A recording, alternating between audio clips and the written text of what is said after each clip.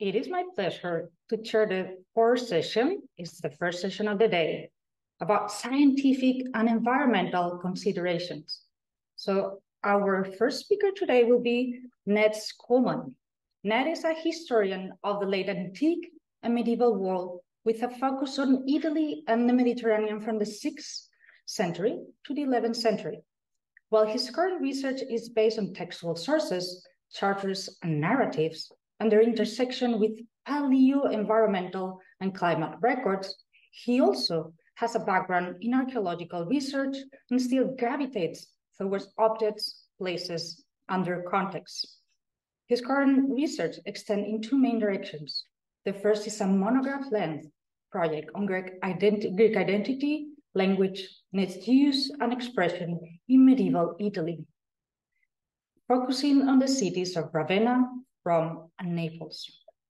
The second deals with the intersections of land management, climate, and environmental made visible through medieval historical records and paleoecological data in collaboration with colleagues in geography, archaeology, and paleoclimatology. The title of Ned's presentation today is Environmental History as Global History, Methodological Insights from Premodern Case Studies. And let's welcome Ned.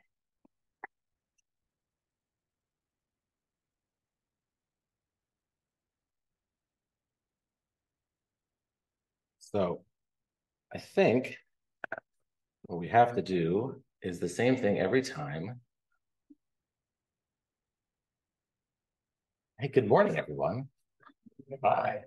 Welcome to day 2. I hope I'm a fitting start. Share screen. All right, let's see. Share. Success. Although, you know what? I might just move this right there. And I might move this one way over here. Move those out of the way. So I'm gonna look at my clock. All right. Here we go. So I would first like to thank Tom for including me in this conference, as I am, I guess I would like to say, previously and nominally a historian of early medieval Italy, and currently delving into the intersections of environmental history and paleoecology in the pre-modern Mediterranean and beyond, and as you'll see today, really beyond. This conference and the conversations it has catalyzed has given me the opportunity to think about my own work as part of a larger and global, in a larger and global context. My recent research has approached how local communities in medieval Italy responded to shifting economic and political priorities, anthropogenic environmental degradation, and shifts in climate. It is the last of these, the issue of climate with its intrinsically global scale, that binds what are otherwise geographically limited case studies through much larger sets of questions. Further still, centering on past climate, defined as patterns of temperature and precipitation, as the connection allows us to take a consistent methodological approach to comparison that have meaningful, albeit non-human links. So what I want to present today, hope we'll see how it goes, is that when these local case studies work in dialogue with what are global patterns of past climate change, they can illustrate how local and regional environmental histories, especially those built using historical, archaeological, and paleoecological records together, fit within a different kind of global history, different kinds of global narratives.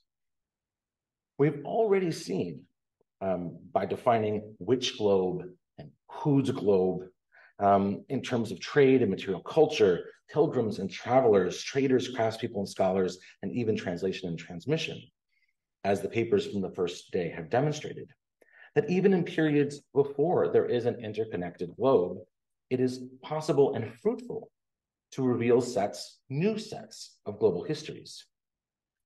By considering periods of global climate change as the constant to compare variable responses from various local communities or political entities, we might imagine that these very changes in patterns of temperature and precipitation are the glue that then can bind together very diverse histories.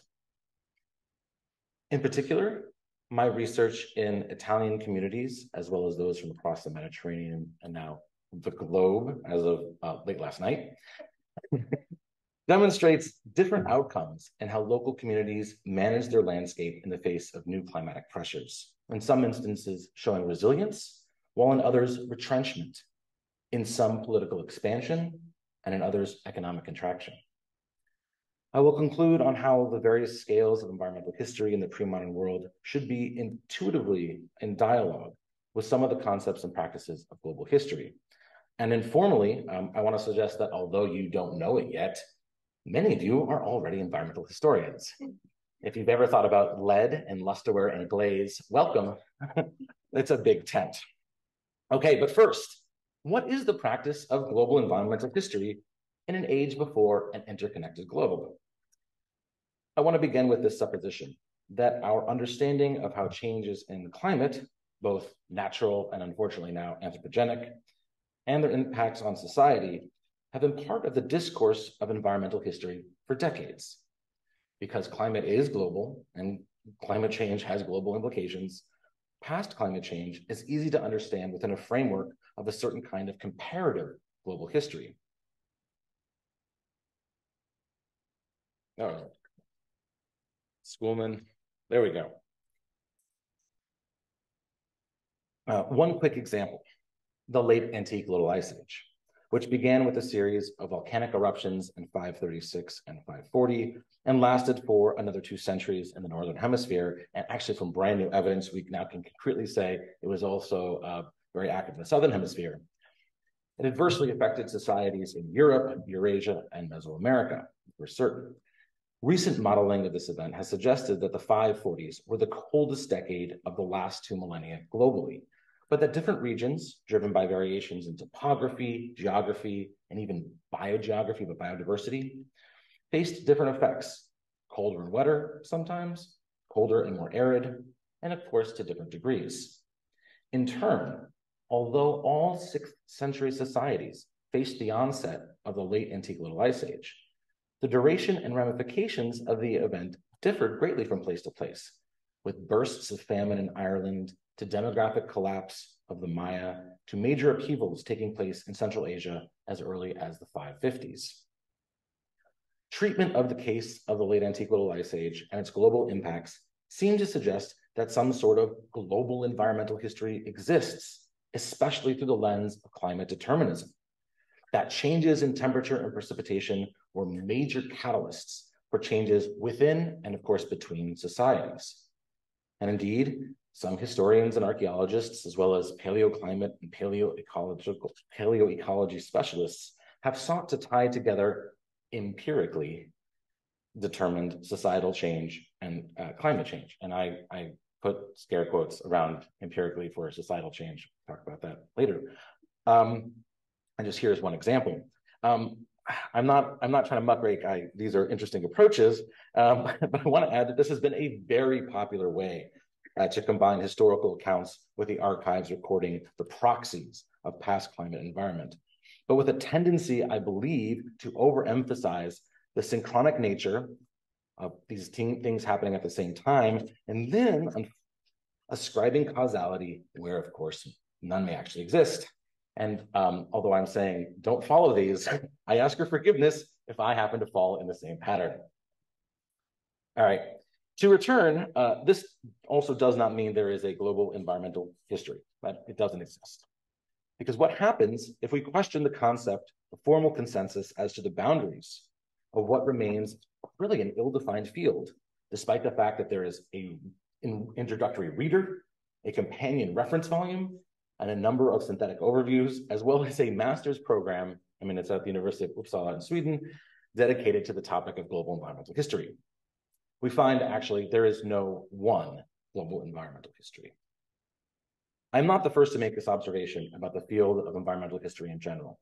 And in a now quite old review, 13-year-old review, further criticisms include the issue of environmental history being equated to the history of conservation and environmentalism, and those connected to the muddying of comparison with connection, right?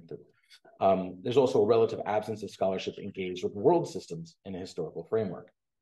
The further argument that I would like to make is that when we see these kinds of large-scale projects, thinking about the globe and causation of societal change, their methodological approaches often flatten history and rob us of our ability to center humans and their agency. And of course, not all past crises were caused or catalyzed by changes in climate. Instead, I would like to argue that there are instances where the concerns and scales of environmental history, and in particular, the approaches that build up on both local and non-spatial or global co-eval phenomena, where climate, ecology, and global history intersect and cross-pollinate fruitfully. I don't know if that sentence was a sentence, pardon me, in my brain. All right, so this is all fun, on to the case studies. Over the last 6 years, I've been part of a team of researchers based at the University of Nevada, Reno, and in Italy. We are a motley crew of dendrochronologists and palynologists. These are people who study fossil pollens. You are all about to become palynologists, welcome. With interest in past climate reconstructions, experts in historic and modern Italian biodiversity, forestry, and silviculture, and archaeologists and historians. Together, we have wrestled over how to integrate local historical, archaeological, ecological, and climate data, primarily to understand the changes taking place on a local landscape. Our research has taken us to a number of sites in Italy. At the top, Lucca, the center, Rieti, and in the south, the mountains of the Polino, divided between Basilicata and Calabria. We often start with historical and archaeological sketches, what's going on, where the stuff is, and add new diagrams of fossil pollen from lake sediment and build out to make sense of the factors that drive changes at local levels. And which, if you would allow me, I would like to take a few minutes to do with you in the case of Rieti. And it's okay, I'm not gonna read my paper. I see scientists do this all the time. You know, let's give it a try. So what happens to build these archives of the natural world? Oh, I forgot, I can't, let's do this. Is you have to find a place where fossil pollens will preserve, and they'll preserve in places where there is enough moisture in the land. So it can be meadows, it can be bogs, or it can be the bottom of lakes. And this is a lake called Lago Lungo. It's north of Rieti, and it is a lake that was created by the draining of a much larger lake by the Romans in the 3rd century BC. And it preserves an enormous record of the changes over time in the landscape and the pollens that are preserved in the layers of sediment. What that ends up looking like is this. You take a tube, a PVC tube, and you smash it into the bottom of the lake using the power of graduate students. And you continue to do it, and you pull up these cores. And in these cores, you have different levels of sedimentation. You have pollens, you have non-pollen polymorphs, which are fungal spores that preserve. You have bits of charcoal, you have other bits of organic material. And using that organic material, and sometimes when there are earthquakes, there are very different kinds of sedimentation, you can create, first of all, a dating schema, and then you can create a diagram on that dating schema of what kind of landscape existed. And it looks like this. Now, all of you probably, your eyes just watered over, like this is too much. But in fact, all this is change over time. We are all historians, we all understand this, but focused on an environment or the proxies of environment in terms of its pollen. And normally what happens for the paleoecologists is that they like to divide things up. They like to find species that look like forests, either primary growth and secondary growth forests. They like to identify species that are related to open landscapes that might indicate things like animal husbandry. We have these things called NPPs. These are these non-pollen polymorphs. They are fungal spores from essentially mushrooms that only grow in animal excrement. So they're indicative of animal husbandry practices within the close confines of the water or the bog. And so this is what we end up with. And we're not going to discuss this yet. But I want you to keep this in mind. This is one way of sort of demonstrating change over time in the environment.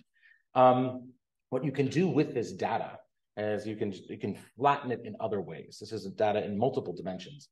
And you end up with this. This is a flattened kind of new, real, you can't see it, kind of reimagining of the same exact data points, but focusing on sort of a primary component analysis, looking at the levels of species that indicate forests versus those that indicate open landscapes. And so on your side that is decreasing, these are places where the landscape is open, and increasing is a landscape that's more forested. And in fact, this very interesting pattern emerges here. And I'll talk about that, and then I will get back to reading, because that's what we really want. What we have is in the late Roman, pre-Roman Republic period, and even the Lombard period, places like the landscape looks primarily forested. What you have by the 10th century, they shift into a landscape that is incredibly open, and what we know from the fungal spores, full of livestock. This extends until about 1380, and you see a very rapid shift to a period of forestation again. Yes, it does take 35 years, but that's how long forests take to regrow. So something is happening between 1380 and 1410, 1415. It could be a number of different things, probably all in concert, but there is a significant change in landscape, and that's what I'd like to talk to you guys about in a minute. But what I would like to move on to is the connective tissue for my case studies, a period of climatic instability known as the Little Ice Age. So what is the Little Ice Age? Beginning in the first years of the 14th century, maybe a few years before the 14th century, the Little Ice Age marked more than 400 years of climate instability, with many periods significantly colder than average temperatures and irregular patterns of precipitation. In some ways, it resembled the late antique Little Ice Age, although of longer duration and with a less abrupt onset, for which we don't have a clear understanding. There are no volcanoes in 1300 that say this is the beginning. Through a number of different kinds of sources, from human observation and to dendrochronology to glaciers and ice caps, the ebb and flow of abnormally cold conditions are noticeable, with significant decades into the early modern period. And so if you'd like to play the game of what's going on in these decades, and does the cold have an effect, it's quite fun. I should note that, though, the Little Ice Age, although the climate was dominated by colder conditions and glacial advances, there's a lot of climate variability across Europe, including periods of significant drought. So it can be cold and wet or cold and dry. Evidence of cooler, wetter climate is preserved in data obtained from tree rings and glaciers, and by proxy, historical accounts like the flooding of the Tiber River. One of the interesting connections to the onset has been a series of famines and social unrest in the first half of the 14th century across much of Western Europe. This is the Great Famine beginning in 1315 in France, but I'll also include Iberia, although the timing here is different. For example, in 1333, it was referred to as the first bad year in Aragon, and beginning a series of more than a century of famines, some of which likely from climate, some of which likely a result of the Second Plague pandemic and other reasons. In the case of Italy, it was 1329, when, according to the Florentine chronicler Giovanni Villani, local crop failures saw the Romans rise up in protests, storming the Capitoline Hill, overthrowing their Neapolitan governor, leading to great humiliation and shame. And only once Stefano Colonna is appointed as senator do we have a recovery. And that's a local famine, but we do see this. So very quickly, I've now kind of introduced this strange thing, the Little Ice Age, but now we're all going to do the work together. This is not Lago Lung, this is Lago Lungo, but sometimes spell check ruins us. So this is the same diagram that we saw before, but simplified. And what I want to point out here is that if you look around the year of 1400, you'll see this really dramatic shift. And we've seen this in the primary component analysis diagram, but you can really see it here, this decrease in cultivated grassland, this increase in pioneer species and secondary forest. Something is happening. And actually, we know a lot from Rieti. There are lots of documents. We know, for example, that a number of Franciscan communities get even poorer, and they love it. They are suffering intensely. It's not just that the pandemic has come, but now things are expensive and they don't have money. And this is actually kind of a spiritual, perhaps, outcome or connection to what is the late antique Little Ice Age. So here it's really clear, but it's also clear that it's happening almost a century after the beginning of the Little Ice Age. So that we have an issue with timing. How is the society dealing with these changes in climate? Well, they're probably dealing with it quite well. And there are other factors, probably the second plague pandemic, that are causing a problem. If we go down to the south, And so here, this is in the Polino. This is kind of in the mountains between Basilicata and Calabria. We have a very different story. First of all, we only have records going back to the beginning of the 10th century. And when the forests are cleared, probably by recent immigrants from Sicily or other parts of the Eastern Mediterranean. But what happens around 1300 is probably related to climate. And it is the introduction of these new beech trees, fagus. So we have the abies, which is fir trees, and those seem to be dominant in sort of as the forest recovers. But this new colder and especially wetter conditions allow for beech trees to take hold. And so this is something that is probably very much about climate and not necessarily about, I mean, it's predating the pandemic. So something's going on here where the recovery of the forest is in fact being modified by some climate concerns. And I won't say much about this. This is brand new, as in like a few months ago. This is from Lucca. There's an ancient lake. If you've ever been to Lucca, between Lucca and Pisa, on one side of the hill, there's this wonderful area, the Biantina. And it was a lake that was drained in the 19th century because of malaria. And we've cored the lake a number of times, and we've had a number of different diagrams.